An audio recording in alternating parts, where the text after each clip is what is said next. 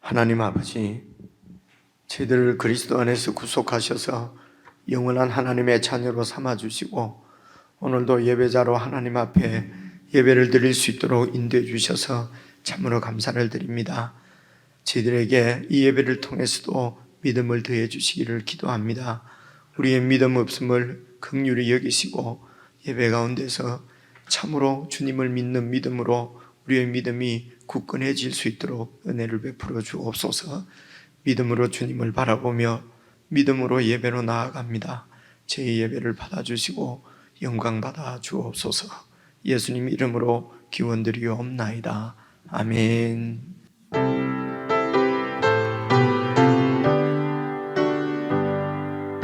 놀랍다 주님의 우리의 죄를 속하시려 갈보리 십자가 위에서 어린 양로 혈을 흘렸네. 주의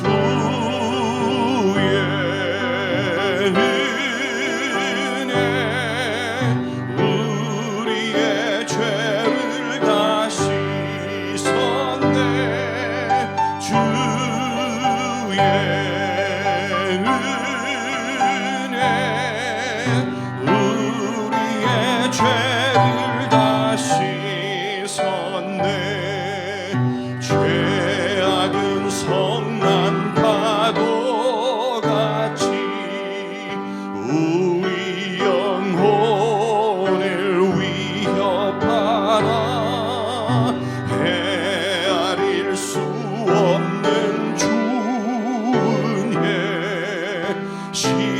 십자가에서 보이셨네. 주의 은혜 우리의 죄를 다 씻었네. 주의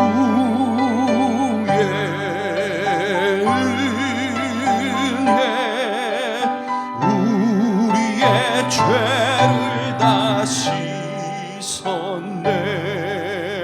비할 수 없는 그 은혜를 믿는 자에게 거저주네.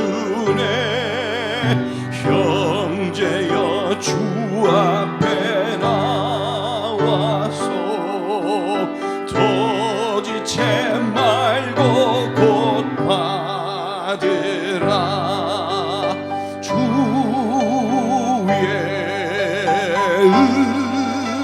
은혜 우리의 죄를 다 씻었네. 주의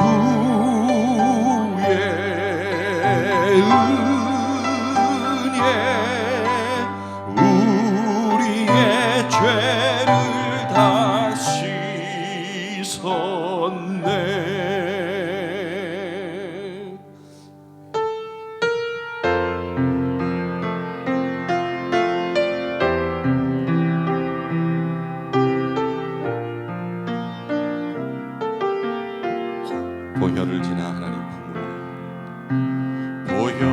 보혈을 지나 하나님 품으로 보혈을 지나 아버지 품으로 보혈을 지나 하나님 품으로 한 걸음씩 나가네. 보혈을 지나 보혈을 지나 하나님 품으로 보혈을 지나 아버지 품으로 보혈을 지나 하나님 품으로 한 걸음씩 나가네. 존귀한 주보혈 존귀한 주보혈이 내 영을 새롭게 하시네. 존귀한 주보혈이 내 영을 새롭게 하네. 우리 다시 한번 찬양합니다. 보혈을 지나 보혈을 지나 하나님 품으로 보혈을 지나 아버지 품으로 보혈을 지나 하나님 품으로 한 걸음씩 나가네. 보혈을 지나 하나님 품으로 보혈을 지나 하나님 품으로 보혈을 지나 아버지 품으로 보혈을 지나 하나님 품으로 한 걸음씩 나가네.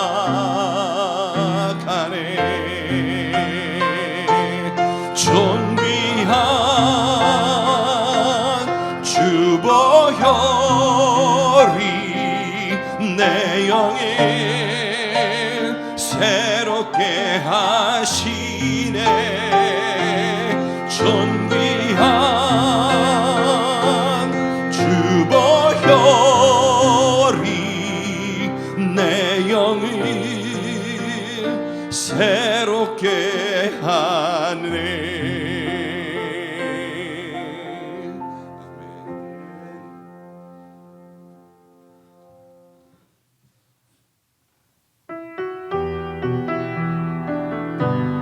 이제는 내가 없고 오직 예수님만 계시길 원합니다. 이제는 내가 없고 오직 예수님만 내 안에 살아계신 오직 예수님만 찬양하며 살리라. 예배하며 살리라.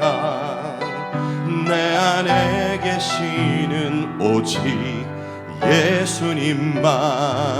이제는 내가 없고 이제는 내가 없고 오직 예수님만 내 안에 살아계신 오직 예수님만 찬양하며 살리라. 예배하며 살리라. 내 안에 계시는 오직 예수님만. 주님은 나의 아바 아버지 내 상한 영혼 만지시고 주님은 나의 하늘 아버지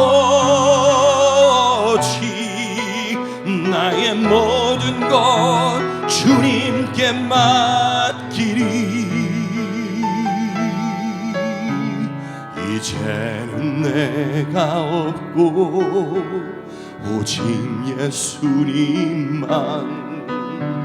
내 안에 살아계신 오직 예수님만 찬양하며 살리라 예배하며 살리라 내 안에 계시는 오직 예수님만. 우리 다시 한번 고백합시다. 이제는 내가 없고 이제는 내가 없고 오직 예수님만 내 안에 살아계신 오직 예수님만 찬양하며 살리라 예배하며 살리라 내 안에 계시는 오직 예수님만. 주님은 나의 아버지 주님은 나의 아버지 내 상한 영혼 만지시고 주님은 나의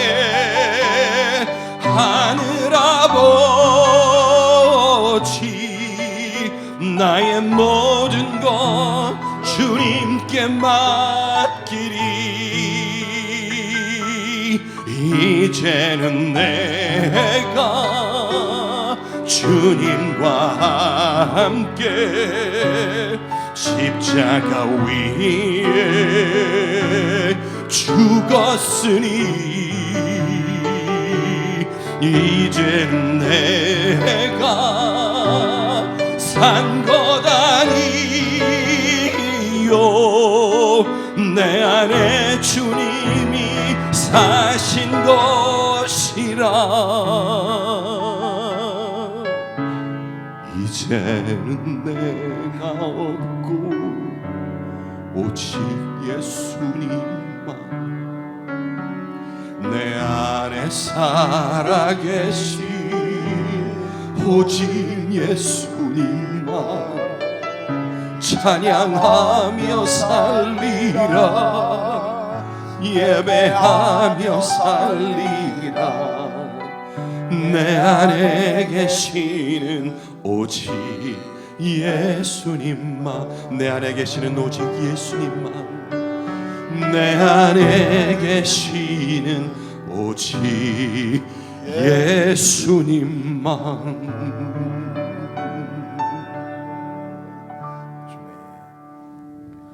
우리 시간 합심해서 함께 기도를 드리십시다. 우리가 고백하는 대로 이제는 나는 없고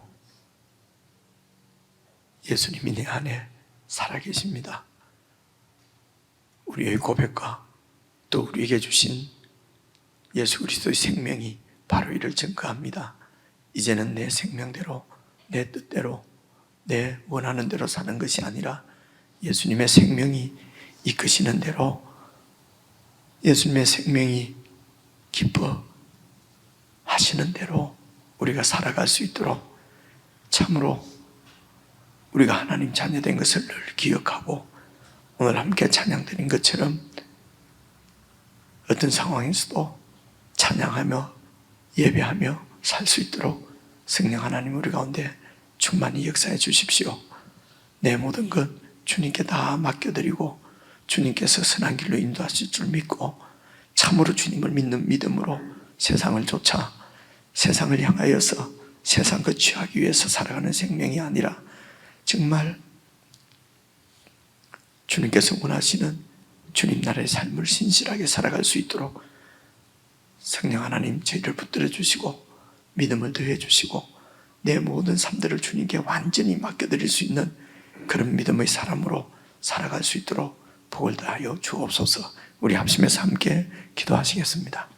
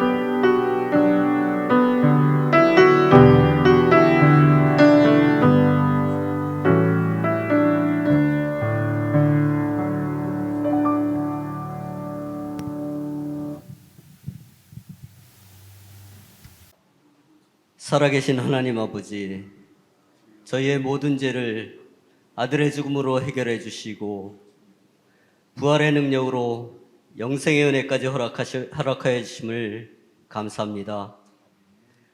천국의 소망을 가지고 살아갈 수 있는 은혜로 일상생활 하나하나를 채워주고 계시는 주님, 때때로 넘어질 수밖에 없는 연약함에 힘들어하지만 결국에는 주님을 힘입어 설 수 있음에 감사합니다. 세상에서 마주하는 일들 속에서 주님을 생각하며 천국을 향한 발걸음을 하나하나 뗄 수 있는 지혜와 부딪히는 인간관계 속에서 주님의 사랑을 드러낼 수 있는 용기와 능력을 허락하여 주시옵소서. 주님의 능력 없이는 한순간도 지켜줄 수 없는 존재임을 깨닫게 하시고 기도로서 호흡하며 살아가는 그리스도인의 삶으로 변화되기를 원합니다. 주님을 바라보며 잘 인도될 수 있도록 말씀 가운데 거하시는 주님을 보게 하시고 나의 속성은 사라지고 오로지 주님만 드러나길, 오직 주님만 거하시는 성전이 되는 우리 몸이길 원합니다.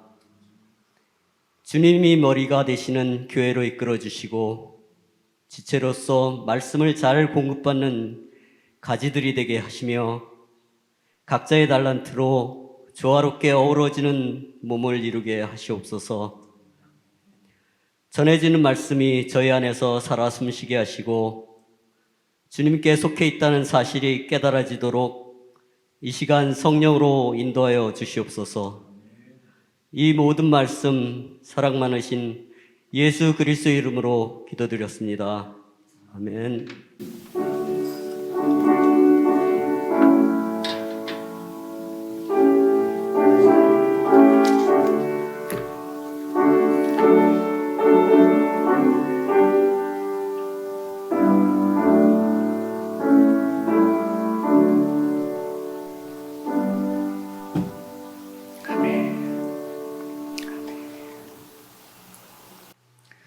하나님의 말씀은 요한 1서 5장 6절부터 12절까지 저와 여러분이 함께 한 말씀씩 나누어서 읽겠습니다.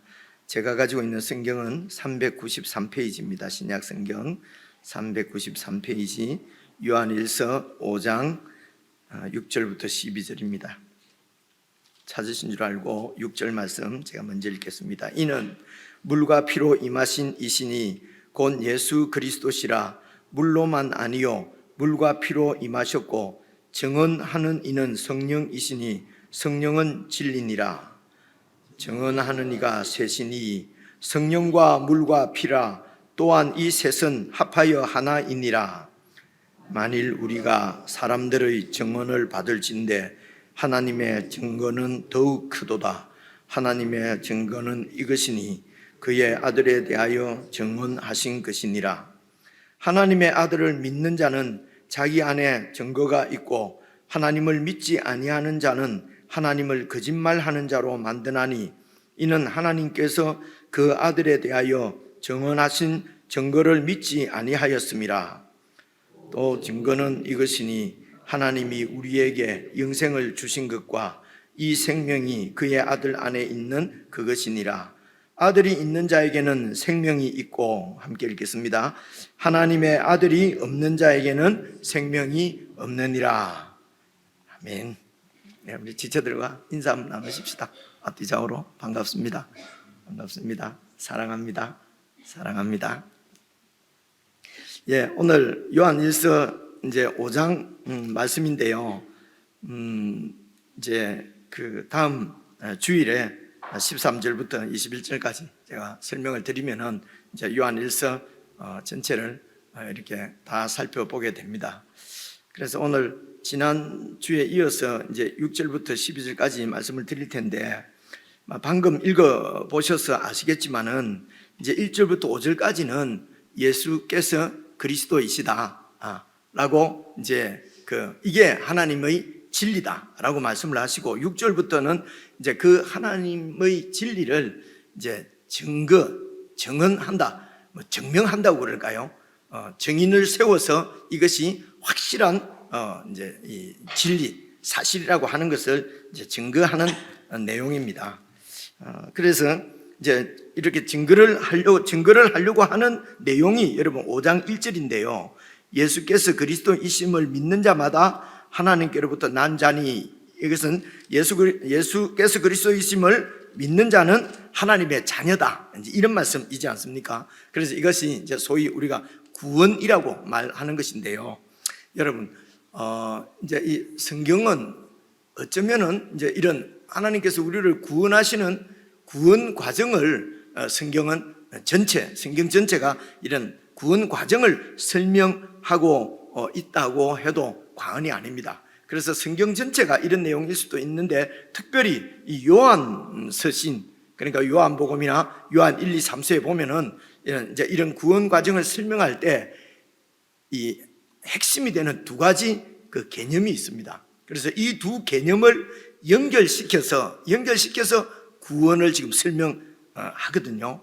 그래서 제 설명을 잘 들으시면은 이 설명을 가지고 5장 1절부터 쭉 읽어보시면은 내용을 더 분명히 알 수가 있고, 그래서 하나님께서 당신의 아들을 우리에게 증거해 주시는 그 증거를 우리가 참으로 받아들이면은 하나님의 그 진리가 우리 가운데 거하는 것이고, 그 증거를 우리가 받아들이지 않으면은 하나님이 증거하시는 그 진리가 사실이 아니라고, 그래서 하나님이 거짓말하셨다라고 하는 결과가 된다는 것이죠. 그죠? 그러니까 그런 말씀이 보십시오. 10절을 보시면요. 이제 9절부터 보시면 이런 말씀이 있습니다. 만일 우리가 사람들의 증언도 받는다. 그래서 사람들이 증언하는 것도 그 확실한 사실이면은 우리가 그렇구나 하고 받지 않습니까? 그죠? 그래서 사람들의 증언도 우리가 받는데, 하나님의 증거는 사람들이 증거하는 것보다 더욱 크도다. 그래서 하나님의 증거는, 하나님이 지금 우리에게 증거하고자 하는 것은 이것이니 무엇입니까? 그의 아들에 대해서 하나님께서 우리에게 증언을 하신다는 것입니다. 그래서 그 증언하는 내용이 무엇입니까? 10절, 하나님의 아들을 믿는 자는 자기 안에 하나님께서 증언하시는 그 증거가 있게 되고, 하나님이 증거하시는 내용을 이렇게 내가 참으로 받아들였단 말입니다. 재판할 때 재판관이 양쪽에서 하는 얘기를 잘 듣고, 그 양쪽에서 이제 원고와 피고가 이제 증인들을 세우고 막 이렇게 하는 얘기를 잘 듣고, 이쪽에서 이렇게 증언해주는 이런 그 증인들의 말이 더 사실에 가깝구나, 이렇게 하면은 이제 이쪽에 이제 무죄 판결을 내리고 뭐 이렇게 하는 거잖아요. 그죠? 이제 그런 얘기입니다. 그래서 하나님께서 증언하시는 내용을 이게 사실이구나 하고 받아들이면은 하나님께서 증언하시는 것이 진리다 하고 받아들이면은 그 진리가 우리 안에 있게 되고, 이런 말입니다. 그래서 우리 안에 증거가 있고, 하나님을 믿지 아니하는 자는, 하나님을 믿지 아니하는 자는 하나님께서 증언하는 것을 믿지 않는 거죠. 그죠? 어떤 증인이 나는 그것을 보았습니다, 나는 그렇게 하는 것을 보았습니다 라고 하는데 그 믿을 수가 없다 이거죠. 그것은 그렇게 증언을 하는 증인이 거짓말 하는 것으로 요즘 지금도 막 그죠? 어느 것이 사실인지 막 그러잖아요. 이곳에서 파티를 했다, 안 했다, 그죠? 근데 이 증언하는 이 사람의 말이 이게 진짜로 이 사람이 사실을 말하는 것일까? 그래서 판사가 보고 이 사람이 증언하는 내용이 사실이라고 딱 믿으면은, 받아들이면은 그것이 진리가 되는 것이고, 근데 이 사람이 거짓말 하는구나 라고 하면은 그가 증언하는 증거를 채택을 안 할 거 아니에요. 그죠? 그래, 이 말입니다. 하나님께서 증언하시는 내용을 받아들이지 않으면은 그건 하나님을 거짓말장이라고 그렇게 인정하는 거나 마찬가지라는 것입니다.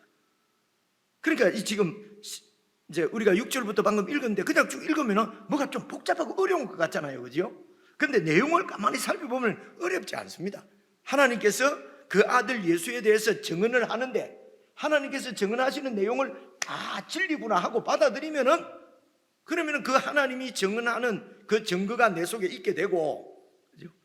만약에 내가 그 하나님의 증거를 받아들이지 않으면은 하나님이 거짓말이다 라고 인정하는 것과 같게 된다는 것입니다. 그죠? 10절 이제 이렇게 해서 다시 한번 보세요.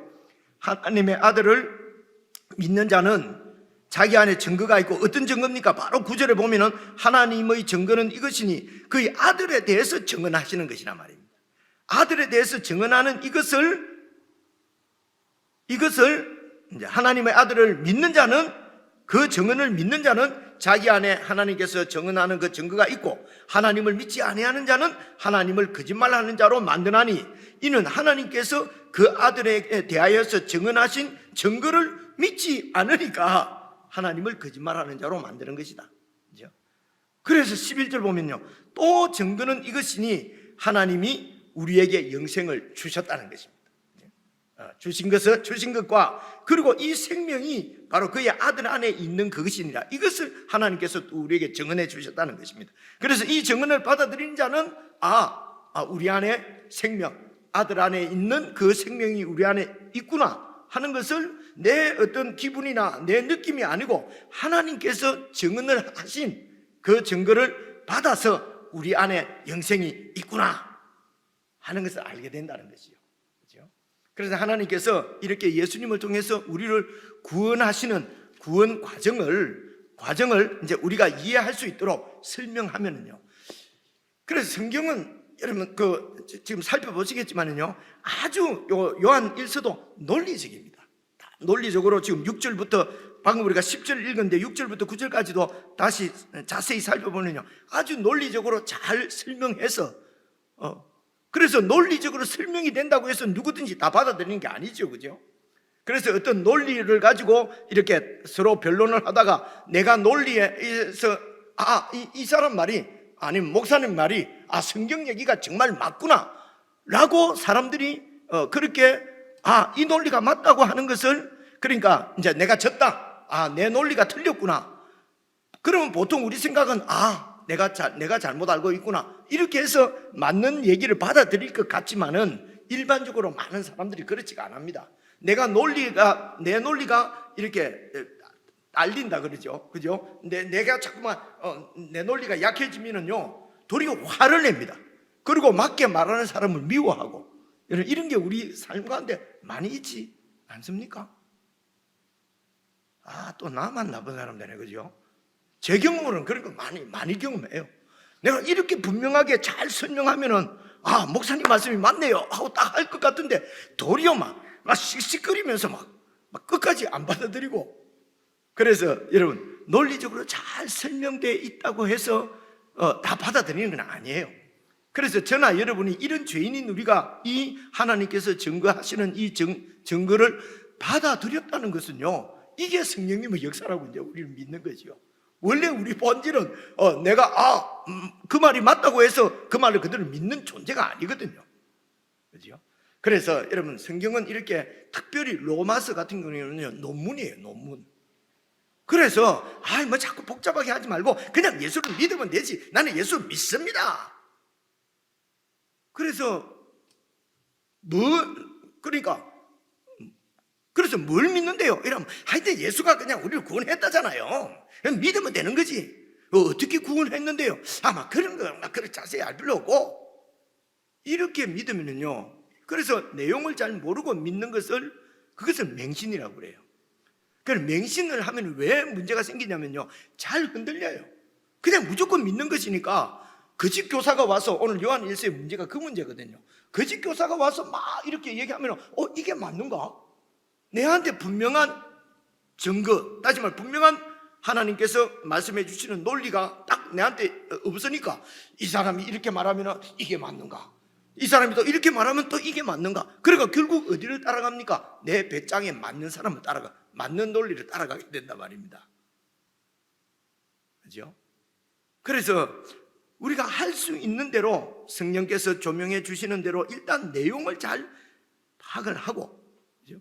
그리고 그 하나님께서 증언해 주시는 이 하나님의 말씀을 잘 믿을 수 있도록 성령님을 의지하고, 그래서 성령님을 의지한다는 것은 두 가지입니다. 잘 깨달을 수 있도록 성령께서 도와주시고, 우리 목사가 잘 설명을 할 수 있도록 엉터리로 설명해 버리면 또 엉터리로 따라가야 되니까, 그죠? 그래서 성경 정말 하나님께서 말씀하시는 대로 잘 설명할 수 있도록 성령 하나님, 저 목사의 입술을 주장해 주십시오. 그죠? 그리고 우리가 그 하나님의 증거를 잘 우리가 깨닫고 그 증거를 받아들일 수 있도록, 기쁨으로 받아들일 수 있도록, 다른 표현에는 온유한 마음으로 받아. 얼마 전에 우리가 그 베드로 전서, 후서, 야고보서 살펴볼 때 말씀이 나오지 않습니까? 하나님의 말씀을 온유한 마음으로 받아.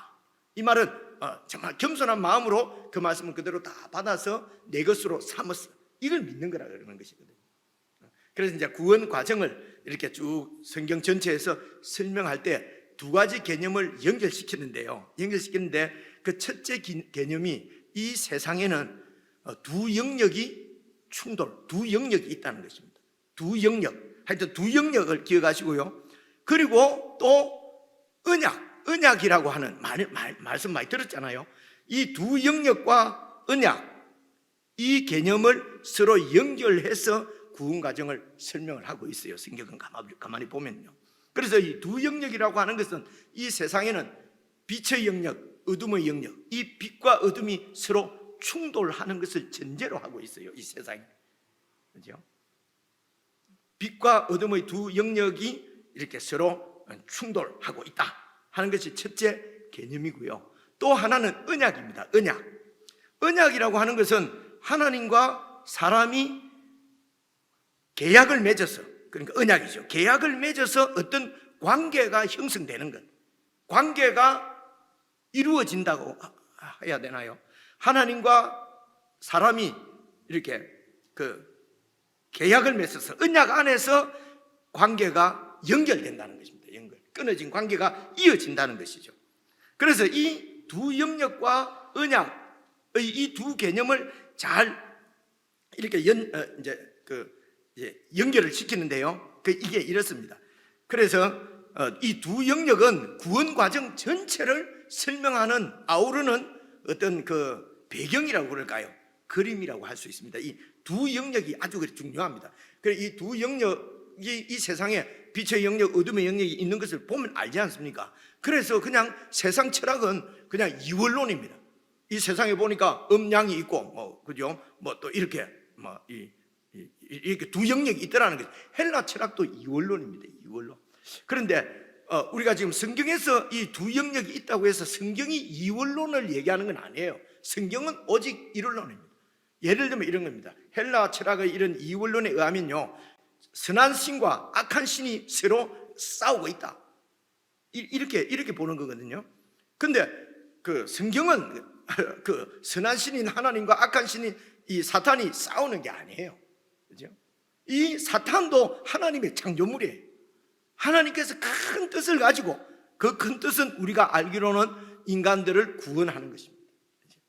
그래서 이 큰 뜻을 가지고 이 세상을 통치해 가시는데 우리 인간들을 구원하시기 위한 과정으로 그렇게 이제 이 두 영역도 다 소위 말하자면 하나님의 그 통치 안에 다 있는 것입니다. 그래서 일원론입니다. 성경은 일원론이에요. 혹시 이원론으로 오해할까 봐 제가 설명을 드린 것이고요. 그래서 하나님께서 통치하는 이 세상에 영역이 두 영역이 있는데, 어둠의 영역과 빛의 영역이 있어서 두 영역이 이제 충돌을 이렇게 싸운단 말입니다. 서로 이렇게 충돌을 하는데, 언약이라고 하는 것은 바로 이 어둠에서 우리가 빛으로 이렇게 이동을 해서 하나님과 새로운 관계 가운데로 들어가는 것입니다. 새로운 관계를 얻는 그것이 바로 언약의 중심 주제입니다. 그러니까 어렵지 않습니다. 두 영역은 어둠과 빛이 이 세상에는 있구나. 물론 예수님이 재림하시면은 모든 어둠의 영역은 다 몰아내고 오직 빛의 영역만 있는 그런 완전한 이제 하나님의 나라가 이루어지는 것이죠. 그죠? 그런데 주님께서 다시 오시기 전에까지 이 세상에는 어둠의 영역과 빛의 영역이 있는데, 어둠에 있는 우리가 이제 이렇게 이동을 해서 빛으로 들어가는 것, 그래서 빛이신 하나님과 새로운 관계를 형성하는 것이 언약의 중심 주제란 말입니다. 하나님께서 우리와 언약을 맺었다 하는 그 중심 주제는 우리가 어둠에서 빛으로 옮기는 것입니다. 그래서 제가 두 영역이 있는데, 우리가 원래 이 세상은 어둠의 영역에 우리가 속해 있는데 어떻게 빛의 영역으로 이렇게 옮겨지는가? 그죠? 이제 이것을 설명하는 것이 구원 과정입니다. 그런 이런 구원 과정 가운데서 빛이신 예수님께서 어둠으로 들어오신 것입니다. 빛이신 그런 하나님의 큰 우리를 구원하시는 구원 과정 중에 이제 하나님의 때가 되어서 하나님의 아들이 이 빛이심, 하나님은 빛이십니다. 그리고 예수님도 빛이십니다. 이게 요한복음 1장에 나오는 얘기거든요. 안 찾겠습니다. 여러분 다 아시니까요. 그래서 빛이신 예수님이 어두움으로 들어오신 것이죠.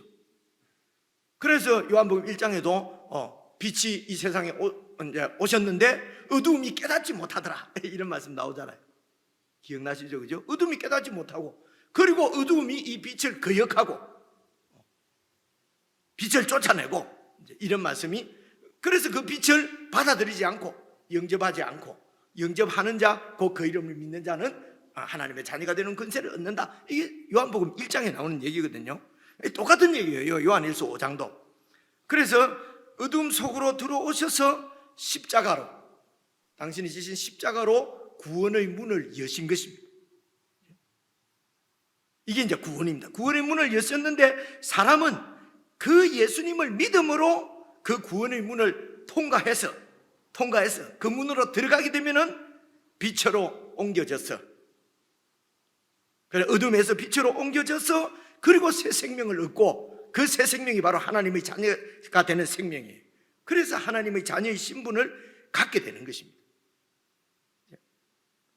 다 아는 얘기를 제가 조금 이렇게 정리를 한 것입니다. 그런데 말입니다, 우리가 그래서 그 하나님의 자녀의 신분은 얻었지만은 우리는 여전히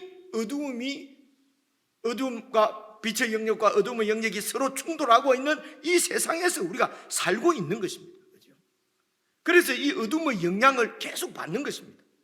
우리는 빛으로 옮겨졌음에도 불구하고, 그래서 빛의 자녀인 우리가 어둠의 그런 영향력을 받지 않고 어둠을 극복하고 이기는 것은 우리를 구원하신 예수 그리스도를 믿는 믿음이, 바로 이 어둠도 이길 수 있는 믿음도 바로 예수 그리스도를 믿어서 이길 수가 있다는 것입니다. 승리할 수 있다 하는 것이 오늘 5장에서 말씀하려고 하는 것이거든요. 그렇죠?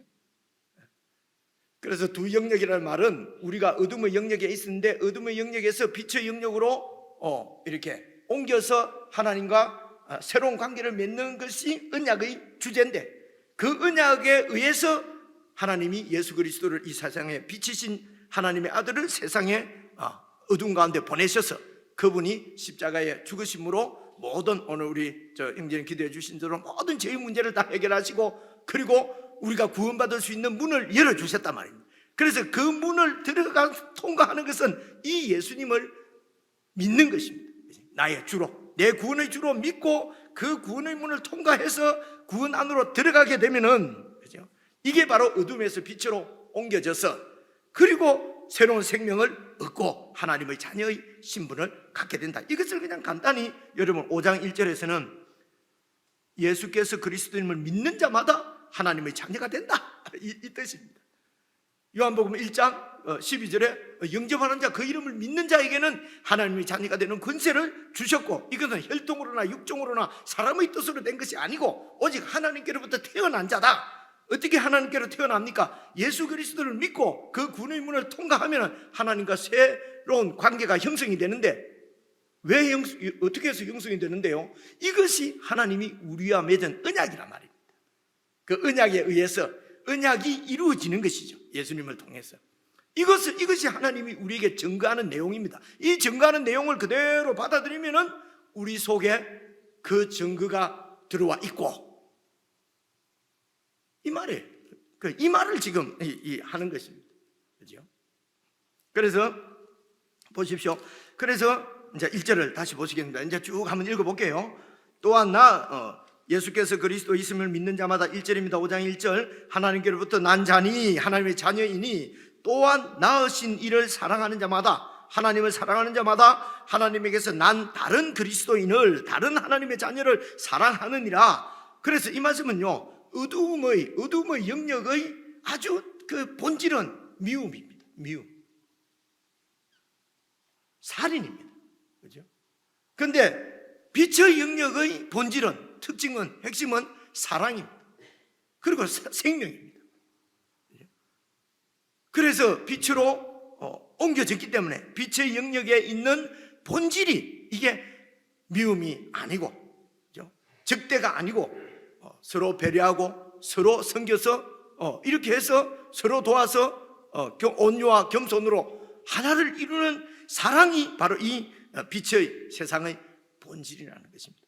그래서 하나님도 성삼위 하나님으로 우리에게 계시해 주신 것입니다. 세 분 하나님이 계신데, 3person이 계신데, 이 3person이 완전히 one person인 것처럼 서로 그 영광이나 그 속성이나 모든 면에 있어서 뜻이 충돌하지 않고 완전한 하나를 이루는, 그죠? 이 하나님께서 이 땅에 있는 것처럼, 우리가 생각하는 것처럼 시공간 안에서 하나 둘 셋 하지, 시공간이 없는 영혼 세계에서는 우리가 생각하는 한 분이냐 두 분이냐 세 분이냐 그거 가지고 고민할 필요 없어요. 그죠? 하나 둘 셋 하는 것은 이 시공간 세계에서 하나 둘 셋 할 수가 있는 거지, 영원한 세계는 공간 자체가 없으니까 하나 둘 셋이 사실은 없어요. 그죠? 이해 오십니까? 이런 말씀. 그런 하나님이 이 세상에 사는 우리에게 당신 자신을 계시하실 때, 보여주실 때 세 분 하나님으로 보여주셨다는 것입니다. 그래서 성경에서 말하는 하나님은 세 분이십니다. 야, 이것도 이단 아니냐? 이단이라 해도 할 수 없고 세 분입니다. 여러분, 하나님도 성부 하나님도 하나님이시고 예수님도 하나님이세요. 그죠? 하늘에 계신 하나님이 예수님도 하나님이라고 할 때는 하나님이 하늘 보좌를 비우시고 그냥 이 땅에 딱 사람으로 왔을 때는, 그래서 하늘에는 비어 있는 거지, 하나님이 없고 예수님이 와 계신, 이런 게 아니란 말입니다. 그죠? 세 분 다, 성령님도 어떤 그 희한한 힘이나 뭐 이런 영향력이 아니라 성령님도 하나님이십니다. 그런데 이 세 분 하나님이, 우리는 아무리 부부인데도 오늘도 잘 못 알아듣고 이러면 막 열이 뻗치고 막 사랑해야지 하지만 막 말귀 잘 못 알아듣고 막 화나고 안 그럽니까? 오늘 너무 내 속을 다 내놓네, 그죠? 근데 하나님은 전혀 그런 게 없단 말입니다. 이제 그런 뜻입니다. 그게 삼위일체거든요.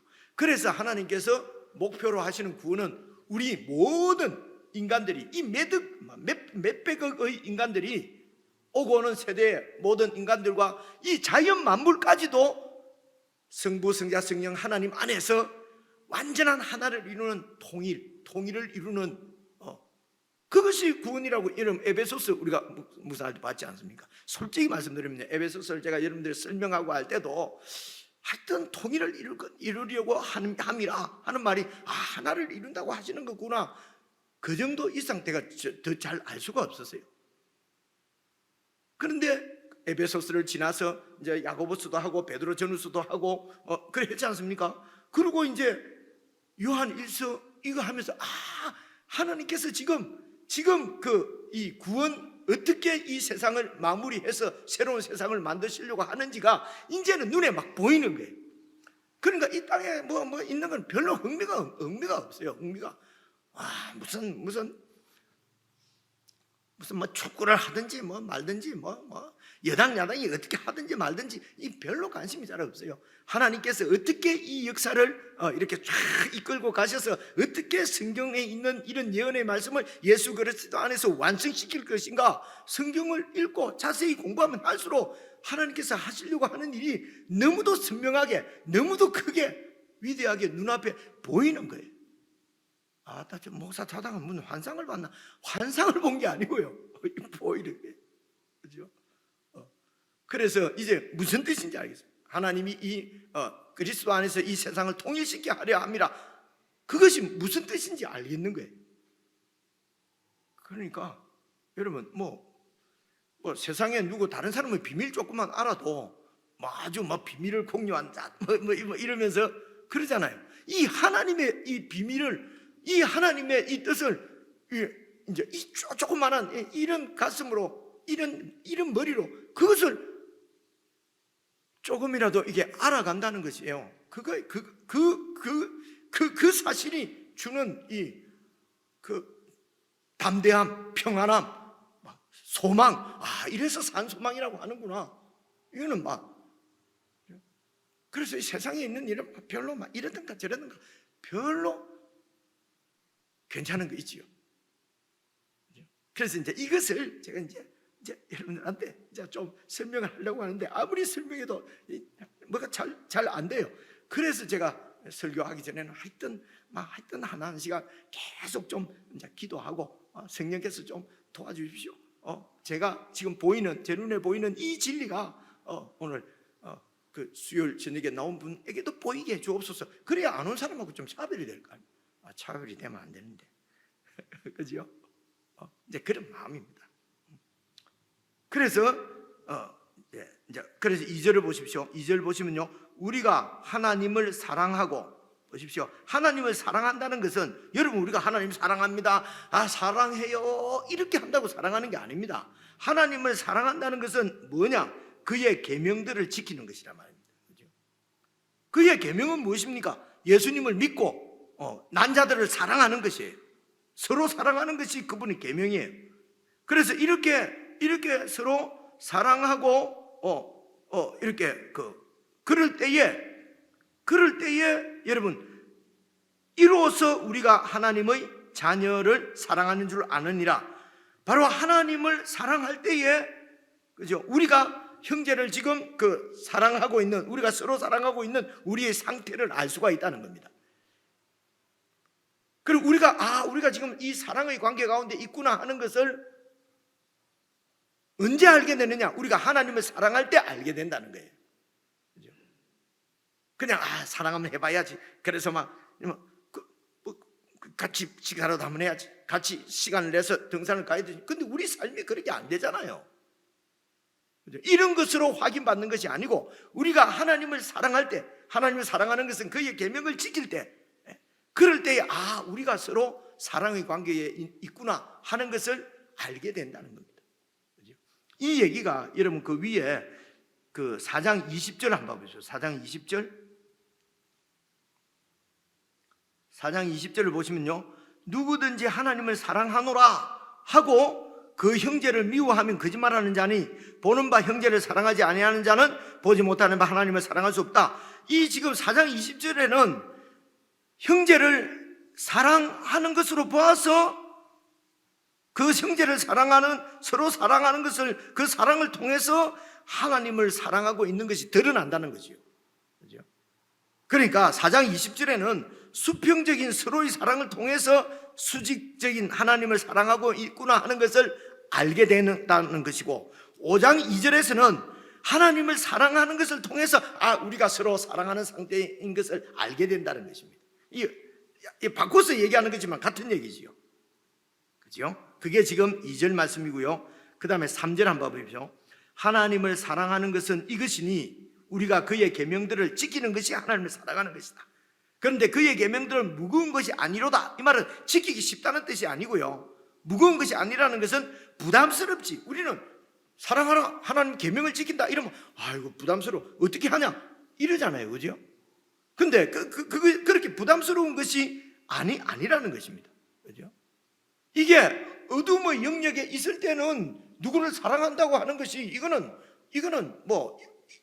있을 수 없는 일이에요. 아무리 하려고 해도 안 되는 거예요. 근데 빛의 영역으로 우리가 이미 옮겨졌기 때문에 이 영역의 본질은, 그 생명력은 사랑이거든요. 그래서 하나님을 사랑하고 그분의 계명을 지키는 것이 큰 부담스러운 것이 아니고 하나님의 뜻을 이루어 드리는 일이기 때문에 기쁨으로 자원해서 자발적으로 동참을 할 수 있는 그런 계명이라는 것입니다. 그래서 여러분 쭉 올라가시면요, 12절 한번 봐보세요. 12절, 4장 12절. 어느 때나 하나님을 본 사람이 없으되 만일 우리가 서로 사랑하면 하나님이 우리 안에 거하시고 그 하나님의 사랑이 우리 안에 온전히 이루어진다. 이미 12절에서는 이는 우리가 서로 사랑하는 수평적인 사랑이, 하나님이 나를 사랑하시는 이런 수직적인 사랑의 완성이 바로 수평적인 사랑이다 라고 이미 12절에 말씀하셨잖아요. 그죠? 우리가 알기 쉽게 수평적인 사랑은 우리가 서로 사랑하는 것이고, 수직적인 사랑은 우리가 하나님을 사랑하고 하나님이 나를 사랑하시는 것이고, 그래서 하나님이 나를 사랑하시고 내가 하나님을 사랑하는 이런 수직적인 사랑은, 이 사랑은 수평적으로 우리가 서로 사랑하는 것을 통해서 이 사랑이 완전하게 된단 말입니다. 이게 4장 12절 뜻이거든요. 여러 번 설명했습니다. 그래서 우리가 서로 사랑하는 것은 이거는 부담스럽고 어려운 것이 아니라는 것입니다.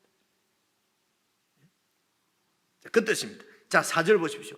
무릇 하나님께로부터 난 자마다 세상을 이기느니라. 세상을 이기는 승리는 이것이니, 그리고 우리의 믿음이니라. 이 믿음이 어떤 믿음입니까? 예수께서 하나님의 아들이심을 믿는 자가 아니면 세상을 어떻게 이길 수가 있겠느냐.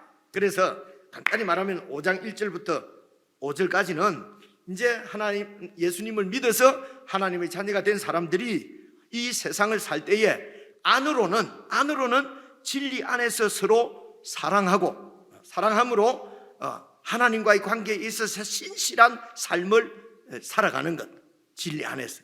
그리고 밖으로는 이 진리를 방패 삼아서 세상의 이런 세상의 어떤 철학들이나 세상의 이런 영향력이 우리 가운데로 들어오지 못하도록 진리의 말씀, 예수 그리스도를 믿는 믿음을 가지고 세상을 방어하고, 그래서 세상을 극복하고, 안으로는 서로 사랑하고, 이 삶이 하나님의 언약 관계의 신실한 삶이라는 것입니다. 이 삶을 어디까지 사느냐? 예수님 오실 때까지 이 세상에 살 때는 그렇게 살 수밖에 없다는 것입니다.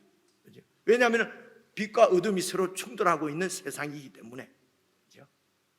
그래서 비단에 있는 우리끼리는 서로 사랑함으로 빛의 자녀인 것을 더욱 서로 이렇게 드러내고 굳게 세우고, 밖으로는 어둠이 우리 가운데로 침입하지 못하도록 어떻게 막느냐? 진리로. 진리는 바로 예수님이 하나님의 아들인 것을 믿는 우리의 믿음으로 세상을 이긴다는 것입니다. 그래서 이제 이 1절부터 5절까지 이것이 바로 하나님이 우리에게 주신 진리인데, 이 진리가 맞느냐 틀리느냐, 이 진리를 지금 이 사도가 이제 성도들에게 막 가르쳐서 지금 그 예수님을 믿고 교회가 생겼는데, 이 진리를 반대하는, 시인하지 않는, 예수님이 우리의 그리스도가 아니라고 하는 그런 무리들이 나타나서 교회를 자꾸 어지럽히는 거예요. 왜 어지럽히시냐면은 교인들이 그런 거짓 교훈을 듣고 마음이 흔들리는 거예요. 그래서 지금 내가 너희들에게 전한 이 진리가 하나님께서 정언해 주신 확실한 것이다 라고 하는 것을 지금 그 성도들에게 이제 이렇게 밝히는 것이 오늘 6절부터 12절까지 말씀이에요. 한번 읽어볼게요. 6절을 봐보십시오. 이는, 이제 5절 보시면 예수께서 하나님의 아들이심을 믿는 자가 아니면 세상을 이기는 자가 누구냐? 이는, 이 예수님은 물과 피로 임하신 이시니 곧 예수 그리스도시라. 물로만이 아니요, 물과 피로 임하셨고, 그래서 이 물과 피로 임하신 예수님을 증언하는 이는 성령이시니, 성령은 진리의 영이다, 진리니라. 그래서 증언하는 이가 셋이니 어떻게 셋입니까? 8절을 보니까 성령님과 물과 피, 이 셋은 합하여 하나이니라. 그래, 이 배경이 구약 신명기나 레위기에는요, 어떤 사형 이렇게 재판할 때 사형을 언도하고 할 때는요, 증인이 2명 내지 3명이 꼭 있어야만 판결을 언도를 할 수 있도록 그렇게 됐어요. 왜냐, 한 명이 증언하는 것을 듣고 해버리면 이 사람이 거짓말 거짓 증언을 할 수도 있잖아요. 그래서 최소한 2사람 이상이 증언하는 것을 잘 들어보고 그것이 맞으면은 이렇게 이제 그 언도를 하도록, 그게 율법에 나와 있거든요. 그래서 유대인들의 그 어떤 세계관 속에는 진실을 말하려고 하면은 주장하려고 하면은 2명 이상의 증인이 있어야 된다라고 하는 것을 그냥 그냥 관습으로 그렇게 알고 있는 거예요. 이해가 오지, 그죠? 물론 2명의 증인이 있다고 해서 이게 사실이 되지도 않아요. 여러분 아합 시대 때 여러분 아합 왕의 와이프가 누굽니까? 이세벨이 있잖아요. 이세벨이 나봇의 포도밭을 이렇게 뺐을 때에도 그게 거짓 증인을 2명 세우잖아요. 그래갖고 그 나봇을 죽여버리잖아요. 그리고 뺏어가잖아요. 그죠? 그래서 이렇게 악용될 수도 있어요. 악용될 수도 있는데, 이제 이 율법에서 말하기를 증인은 2명 이상 있어야 된다. 이렇게 딱 그 유대인들이 그렇게 알고 있어요.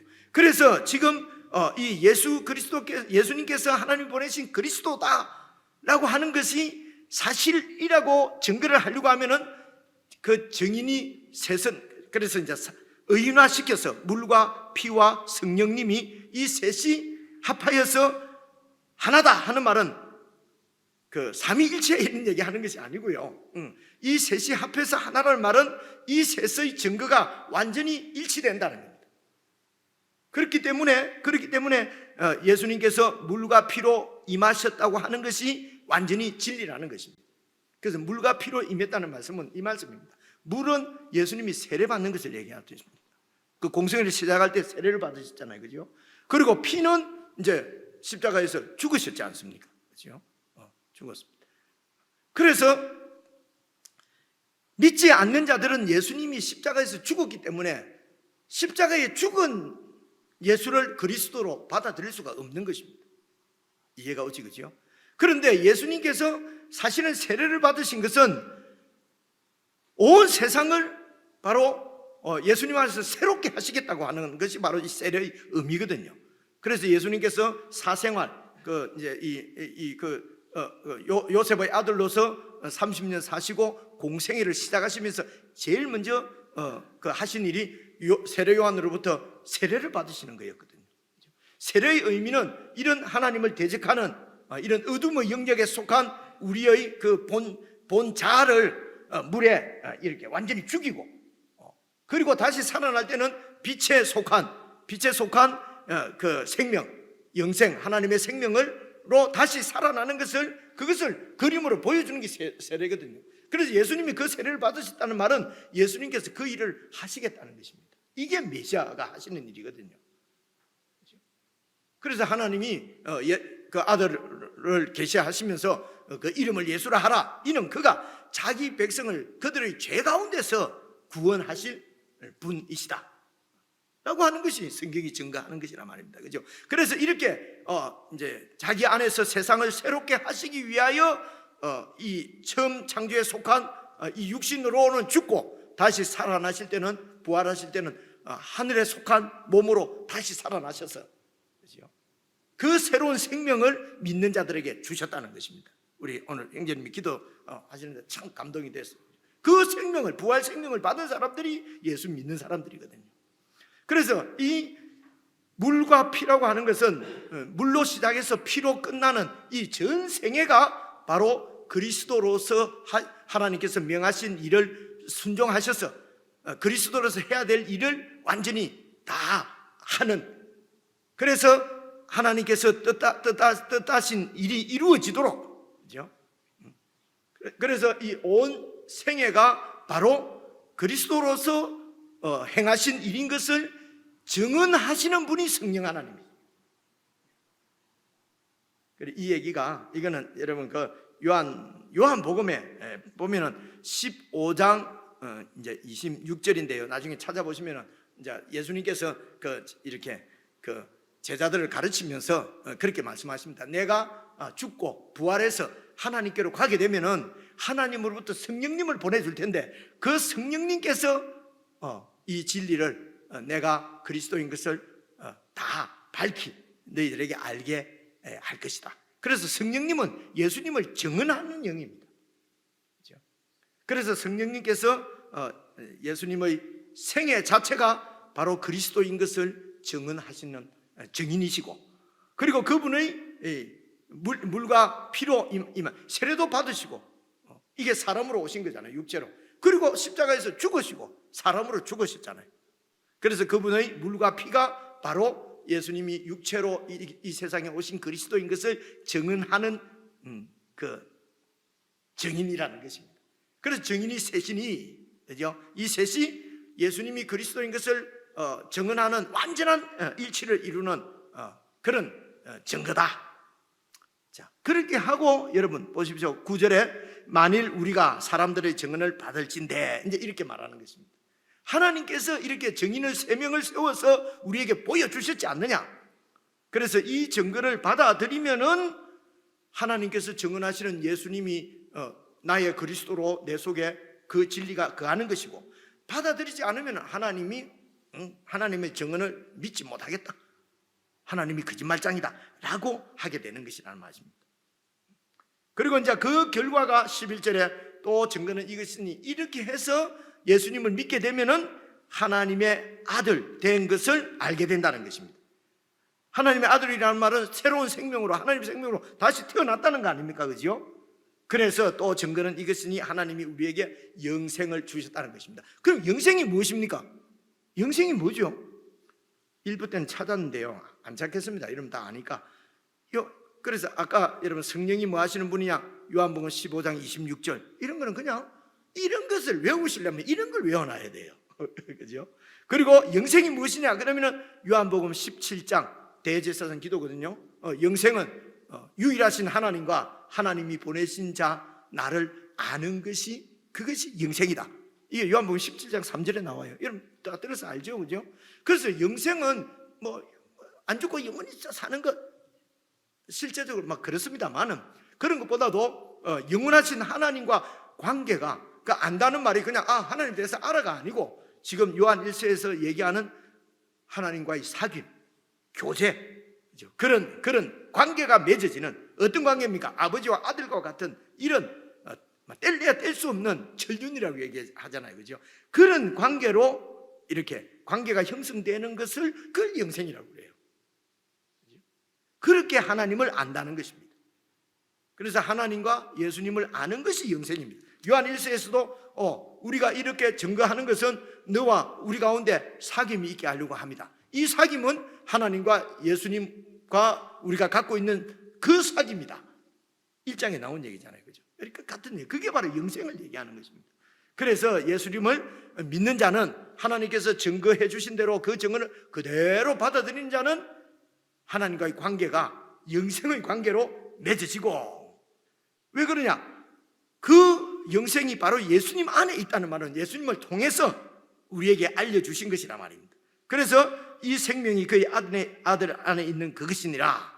그래서 12절, 아들이 있는 자에게는 영생이 있고, 왜냐하면 이 생명이 아들 안에 있는 거니까. 아들이 없는 자는, 하나님의 증거를 받아들이지 않는 사람은 영생이 없다, 이렇게 말씀하는 것입니다. 그래서 이 세상에 살 때는 그 어둠의 영역을 우리가 이겨낼 수 있는 것은, 다시 말해서 이제 어둠의 그 영역이라고 하는 말은 내 중심적인 것이죠. 그래서 서로 경쟁하고 싸우고 미워하고, 그죠? 그리고 그런 세상에 하나님만 믿고 있으면 손해 볼 것 같고, 그 두려워하고, 그죠? 그런 이런 두려움들, 이런 것들 때문에 진리를 버리고 그냥 우상을 섬기고 세상 욕심을 내 욕심을 따라서 세상을 탐하고 그렇게 나가는 것이거든요. 그죠? 그렇게 하지 않고 계속해서 우리에게 주신 이 진리가 점점 더 이렇게 우리 가운데 선명하게 세워지기 위해서는 어떻게 해야 되느냐? 그럼 이제 빛을 이겨야 되는데요. 빛이 어둠을 이기듯이 그렇게 이겨야 되는데, 그 이기는 것도 바로 우리 속에 있는 이 예수 그리스도를 믿는 믿음 말고는 이 세상을 이길 수 없다. 우리가 그래 결심한다고 되는 것도 아니고요, 작정한다고 되는 것도 아니고, 금식한다고 기도 뜨겁게 한다고 되는 것이 아니고요, 예수님을 믿는 것입니다. 그래서 우리가 자꾸 세상에 져서 범죄하고 죄 짓고 하는 것은 다른 문제가 아니에요. 믿음이 없기 때문에 그렇습니다.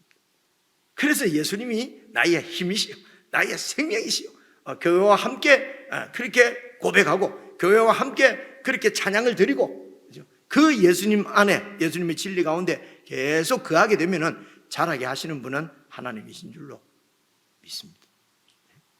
이것을 증거하는 것이 바로 오늘 6장부터 12절까지 말씀입니다. 주님 오실 때까지 이미 우리는 빛으로 옮겨져 있는 빛의 자녀들이기 때문에 빛의 자녀들답게 살 수 있기를 바랍니다. 핵심은 서로 사랑하는 것입니다. 그리고 진리로 세상을 대적하는 것입니다. 그렇게 해서 우리 가운데 이루어지는 하나님의 나라로 인하여서 서로 격려가 되고 기뻐하고 소망이 되는 그런 여러분의 삶이 될 수 있기를 주의 이름으로 축원합니다. 하나님 아버지, 눈에 보이지 않는 이런 영적인 세계의 진리를 저희들에게 알려주시기 위하여 말씀을 기록하셔서 우리에게 주시고, 이 말씀을 깨달을 수 있도록 성령 하나님께서 교회를 세우시고 교회 가운데 또 설교자들을 세워서 이런 하나님의 진리를 우리가 함께 알아갈 수 있도록 복을 내려주셔서 참으로 감사합니다. 하나님, 하나님의 말씀을 참으로 귀히 여기고 이 말씀을 더 깨달음으로 더 깊이 주님과의 사귐의 관계로 들어가게 하시고, 그리하여 우리의 신앙이 더 영적으로 깊어져서 주님을 믿는 믿음으로 이 세상을 이기고 참으로 우리가 살아가는 모든 삶 가운데 하나님의 통치의 영광이 아름답게 빛나는 그런 우리의 삶을 살아갈 수 있도록 성령 하나님 하늘의 복으로 충만케 해 주옵소서. 예수님 이름으로 기도드리옵나이다. 아멘.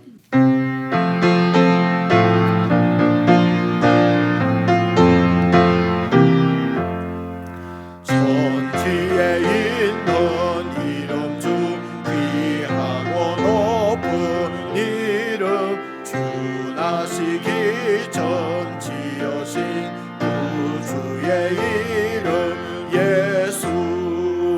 주 앞에 내가 엎드려 그 이름 찬송함은 내 귀에 들린 말씀 중 귀하신 이름 예수. 십자가에 달릴 때 명패에 쓰인 대로 저 유태인의 왕이요 곧 우리 왕이시라. 주 앞에 내가 엎드려 그 이름 찬송함은 내 귀에 들린 말씀 중 귀하신 이름 예수.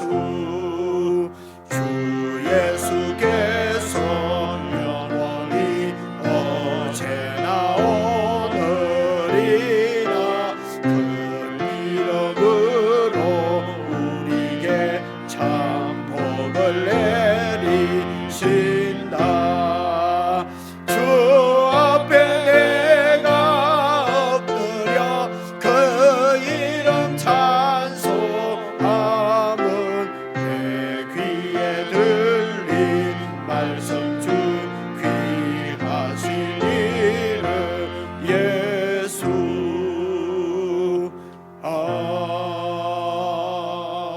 아멘. 우리 주님 가르친 기도 함께 드리겠습니다. 하늘에 계신 우리 아버지여, 이름이 거룩히 여김을 받으시오며 나라에 임하옵시며 뜻이 하늘에서 이룬 것 같이 땅에서도 이루어지이다. 오늘날 우리에게 일용할 양식을 주옵시고 우리가 우리에게 죄 지은 자를 사하여 준 것 같이 우리의 죄를 사하여 주옵시고 우리를 시험에 들게 하지 마옵시고 다만 악에서 구하옵소서. 대개 나라와 권세와 영광이 아버지께 영원히 있사옵나이다. 아멘.